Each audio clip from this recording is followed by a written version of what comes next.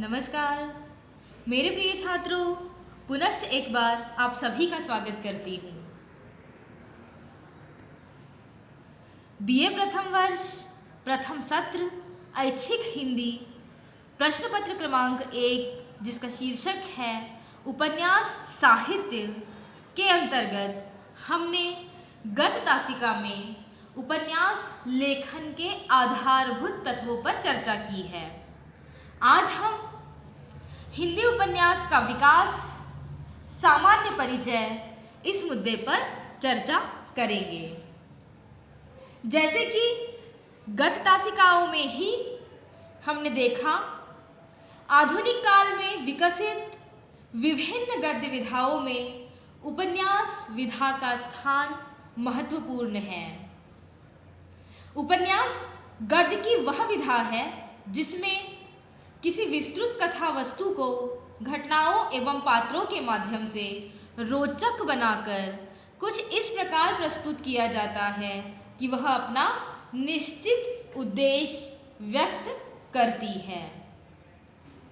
हिंदी में उपन्यास के विकास का श्रेय अंग्रेजी एवं बंगला उपन्यासों को दिया जाता है, क्योंकि हिंदी साहित्य में उपन्यास विधा लेखन का आरंभ अंग्रेजी एवं बंगला भाषा में लिखित उपन्यासों की लोकप्रियता से ही हुआ।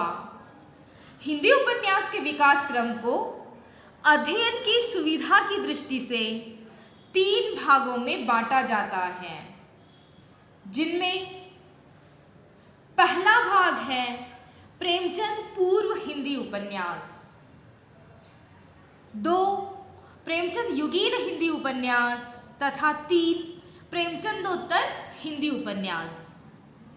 हिंदी उपन्यास के समस्त काल को साहित्य सम्राट प्रेमचंद को केंद्र बिंदु रखकर 3 भागों में बांटा गया है।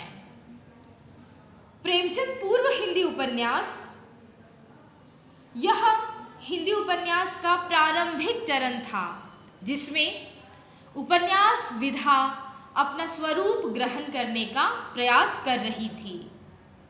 इस काल में लिखे गए उपन्यास मुख्य रूप से सुधारवादी तथा उपदेशवादी प्रवृत्ति को केंद्र में रखकर लिखे गए थे, जिनका उद्देश्य था मनोरंजन।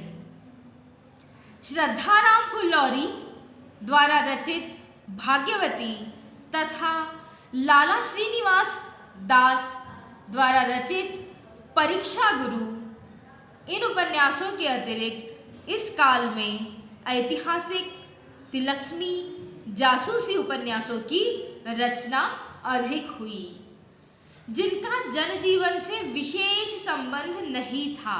अर्थात हिंदी उपन्यास के विकास क्रम के आरंभ में जो उपन्यास लिखे गए, उनका प्रमुख उद्देश्य केवल पाठकों का मनोरंजन करना मात्र था।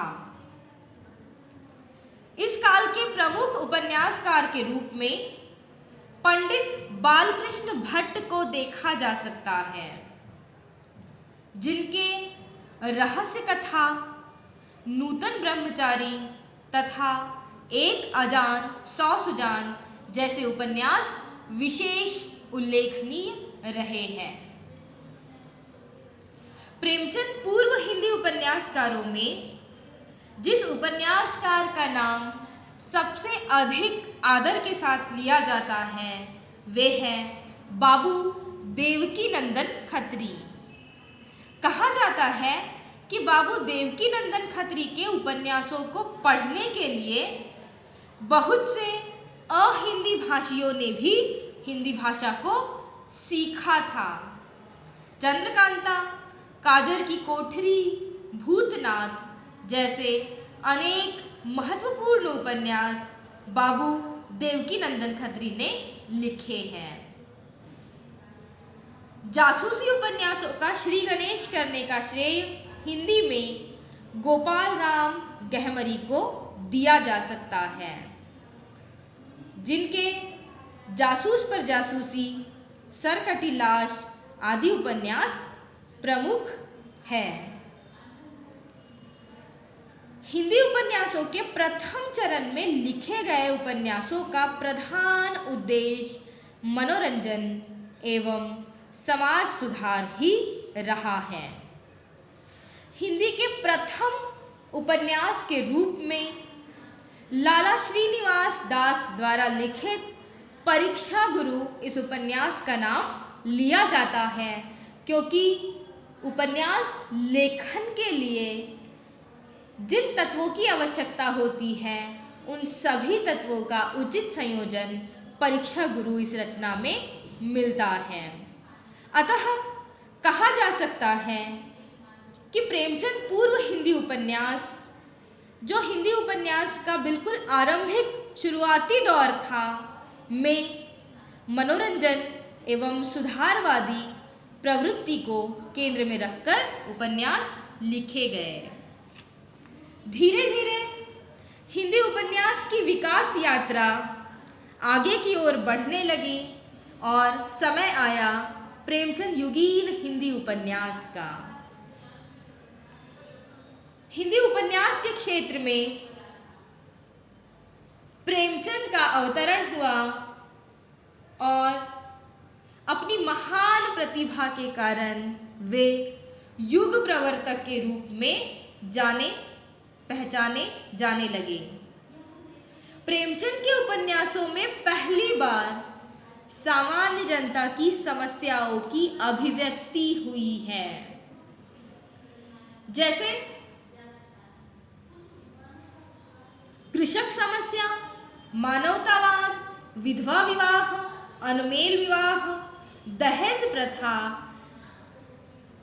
आदि प्रेमचंद के उपन्यासों का मुख्य विषय उभर कर सामने आया है।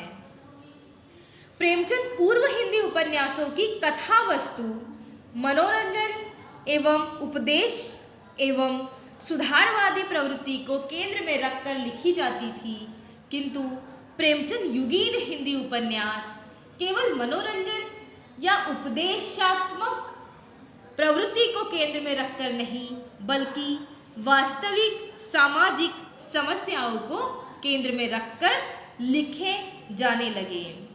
अपने महान उपन्यासों के कारण ही प्रेमचंद वास्तव में उपन्यास सम्राट की पदवी पाने के अधिकारी सिद्ध हुए।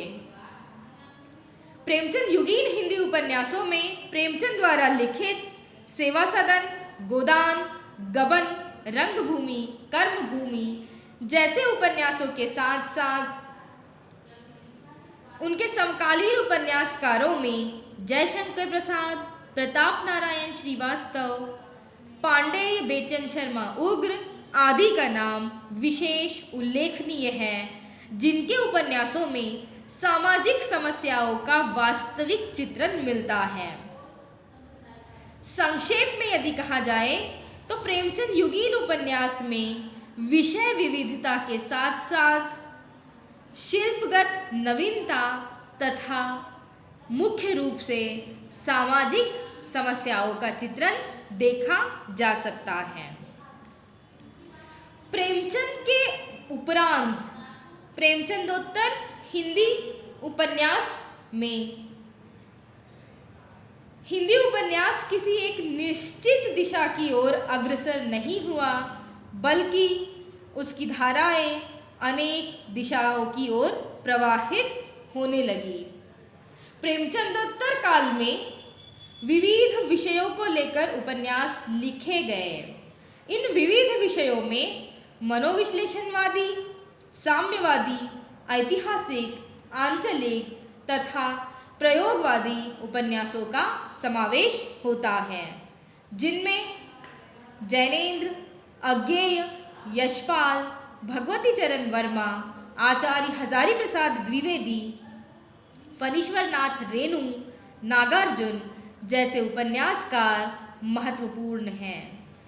आधुनिक उपन्यासों में विषय विविधता के साथ साथ शैलीगत विविधता भी दिखाई देती है।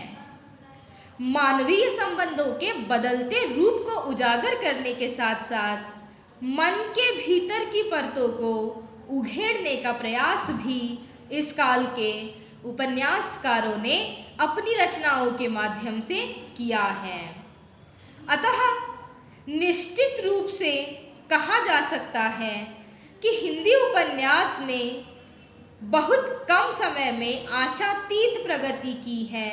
नए नए उपन्यासकार आज भी नित्य नवीन विषयों को लेकर उपन्यास लिख रहे हैं। अतः यह आशा की जा सकती है कि हिंदी उपन्यास का भविष्य अति उज्जवल है। वर्तमान में भी हिंदी उपन्यास विभिन्न समस्याओं को अपने भीतर समेटे हुए चल रहा है, जिनमें भ्रष्टाचार, शिक्षा व्यवस्था की दुर्दशा, बेरोजगारी, बढ़ती जनसंख्या, राजनीतिक हस्तक्षेप आदि का समावेश है। विद्यार्थी मित्रों, हिंदी उपन्यास की विकास यात्रा का संक्षिप्त परिचय आज हमने देखा है। अध्ययन की सुविधा की दृष्टि से इस समग्र काल को प्रेमचंद पूर्व हिंदी उपन्यास, प्रेमचंद युगीन हिंदी उपन्यास तथा प्रेमचंदोत्तर हिंदी उपन्यास, इन 3 भागों में बांटकर हमने देखा है, जिसमें पहले काल में केवल मनोरंजन को केंद्र में रखकर उपन्यास लिखे गए। दूसरे काल में जहाँ प्रेमचंद का हिंदी साहित्य में अवतरण हुआ, विभिन्न सामाजिक विषयों को उपन्यास की कथा वस्तु बनाया गया, तथा प्रेमचंद के बाद प्रेमचंदोत्तर हिंदी उपन्यास को यदि देखा जाए तो विभिन्न सामाजिक समस्याओं को प्रेमचंदोत्तर हिंदी उपन्यास अधोरेखित करते हैं। कुल मिलाकर हमने हिंदी उपन्यास के विकास का सामान्य परिचय आज देखा है। अगली तासिका में हम प्रत्यक्ष रूप से हमारा पहला उपन्यास, जिसका शीर्षक है आपका बंटी, की ओर बढ़ेंगे। धन्यवाद।